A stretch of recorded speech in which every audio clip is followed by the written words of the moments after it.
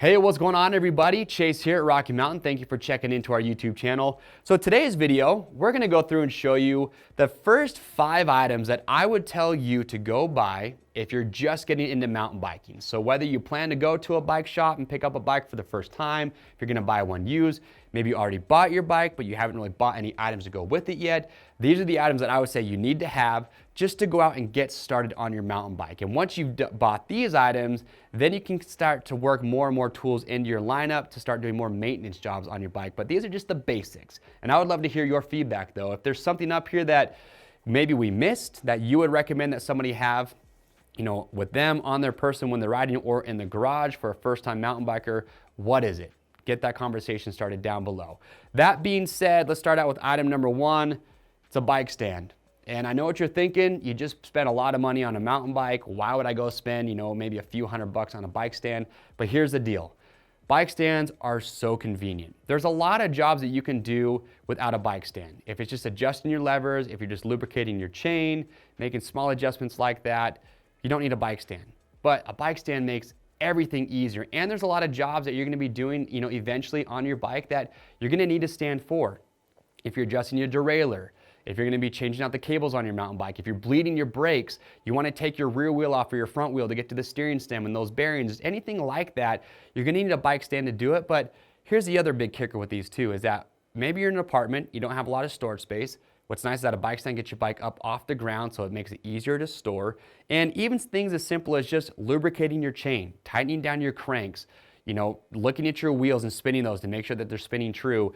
All those jobs are gonna be much easier with the stand because it gets it up off the ground at a nice working height. I do not like to have to bend over when I'm working on my bike. So again, if you have the budget for it, trust me, it is worth the money. Buy a bike stand, you'll thank me later.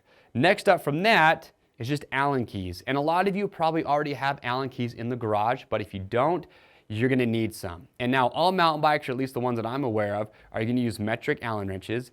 And I'm gonna probably say 90% or more of what you're gonna be doing as a beginner mountain biker on your mountain bike is going to require Allen keys. So get a set of those. Now we actually have some specialized tools. You can see right here, we got these little wire wrenches. You can buy the full set right here that has the nice big handles. You're gonna want an 8mm. So cranks on mountain bikes, majority of those are gonna use an 8mm. So just make sure whichever Allen keys you get, have an 8mm included with that. And then also some mountain bikes might have Torx. For example, SRAM brakes and SRAM brake rotors, they actually have a T10, a T25 Torx screw on there. So if you're not quite sure, just look at your bike, you can ask the shop, you can read your owner's manual. Just make sure that if you do need a Torx wrench, that you are gonna have the sizes that you do need. Next up, might seem super obvious, but a pump. Gotta have a way to pump up your tires, right? And I'm telling you from experience, so my older brother, not too long ago, he got his first mountain bike. And I kid you not, the first ride that we went on, I asked him what his tire pressure was at. He didn't know. And he just kind of figured if it's got air, it's ready to go ride. And that is not the case. You gotta have the right amount of PSI. Even if you're running tubeless setup, if you don't have enough PSI inside there, your sidewalls can fold when you're going through a corner, which can cause you to actually crash if they fold over. You might dent your rims if you don't have enough PSI in there. And on the other side, if you have too much PSI, well, your tire is not gonna feel very good. It's gonna deflect off of objects, might make your suspension feel a little bit harsh. So gotta have a tire or a pump to pump that up. Now here's a couple things though. If your budget allows you, I would say everybody should have a floor pump in the garage just because it's gonna make pumping up your tires a heck of a lot faster. If you're putting a new tire on, it's gonna be a lot easier to seat the bead of the tire using a floor pump just because you get a lot more air in there. But if maybe your budget doesn't allow you right away, get just a mini pump. Mini pumps are gonna do the same job as a floor pump, just a little bit slower. But what's nice about these is you can take these on the trail. You can put them in your pack. You can actually put these around the frame of your bike if you want to. There's a lot of different ways to attach these.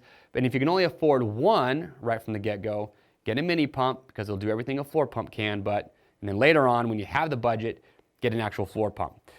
On top of that though, is just pressure gauge. So you gotta pump your tires up, but you also gotta know, how much pressure is inside there. If you buy a floor pump and it has a pressure gauge that comes on it, great. Some mini pumps do have pressure gauges on there, but if you don't have one, this is actually the toe peak pressure gauge. This is mine personally. So I use this thing every time I go a ride. And it's nice because you can really fine tune the PSI, so I get it exactly where I want it. In fact, my floor pump that I use has a pressure gauge, but I just feel like this one's a little bit more accurate. So I'll get it as close as I can with the floor pump. then I'll take this and just set it exactly where I want it. But you gotta have a way to check and set your tire pressure, very important. The next pump we'll talk about is just a fork and a shock pump. So on mountain bikes, forks and shocks are all air, unless you have a coil shock on the back of your mountain bike. In that case, you wouldn't have to worry about it. But kind of same thing goes here. You gotta make sure that you have the right PSI in your forks and shock. Not enough PSI, your stuff's gonna be too soft, it's not gonna have a lot of holdup, you could bottom out easily.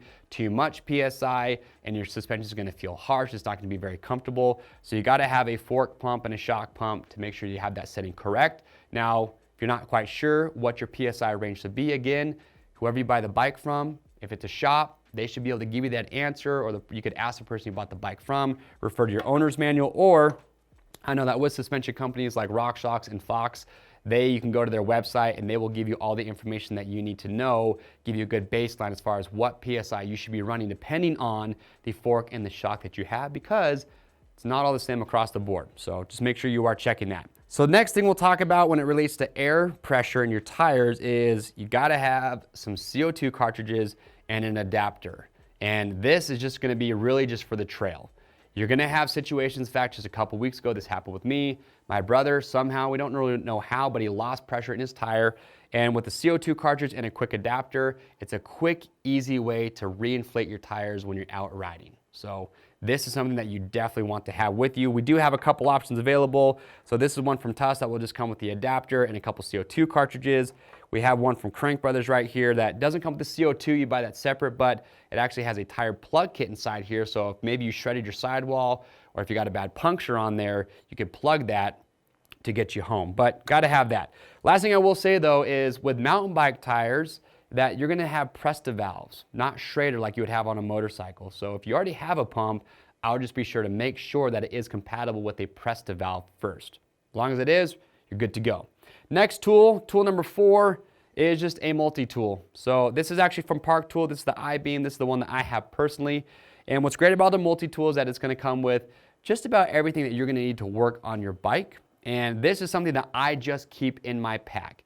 You could buy just the multi-tool, and it will replace a lot of the items like with the Allen keys that we talked about, but I don't like to take this out of my pack because I feel like I might forget that it's in my garage. It won't make it back into my pack when I go for the next ride. So I always like to have one of these separate from the tools that we talked about earlier. But what's nice about a multi-tool, or this one specifically, is it has a tire spoon that actually has a spoke key on there so I can tighten my spokes if I need to. It has a chain breaker that is built in. Now, a chain breaker tool isn't something that I think you would need necessarily right away when you first get into biking, but eventually it's a tool that you're gonna want, and this has actually one built in. And then it has your common Allen key sizes. It even has a Torx on here. So this is a tool every rider should have, especially to have in their pack when they're out there hitting the trails. And then last but not least, tire spoons and an extra tube. Eventually at some point, you're gonna have to either change your tire, take it off, whether it's to replace your tube or maybe you damage tire while you're out riding.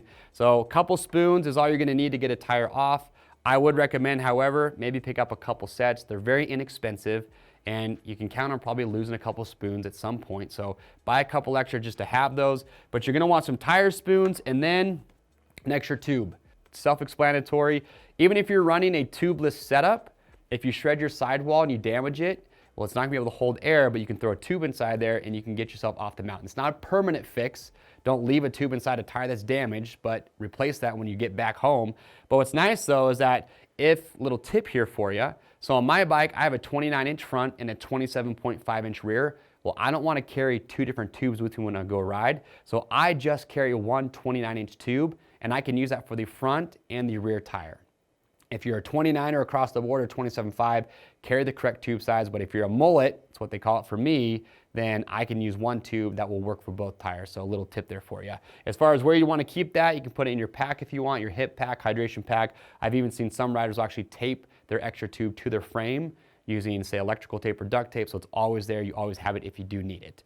And that's it. Those are just the 5 basic tools that I would recommend that you go get if you're just getting into mountain biking. And like I mentioned earlier, once you started with these, and then as you start to progress, you want to start working on your bike more and more, doing other maintenance jobs, then you can slowly start to add those tools into your toolbox so you're able to work on your bike a little bit more. But start with these, start with the basics. Again, if there's anything that I left out that you think a rider should have starting out, leave that in the comment section below. To grab any of the items that we talked about today, click on the link or head over to RockyMountainATVMC.com. We ship for free over $75. If you like this video and you want to stay up to date on these and always be notified when we come out with new videos, get subscribed, hit that notification bell, and if you liked it, well, give it a thumbs up. I'm Chase. We'll see you on the trails.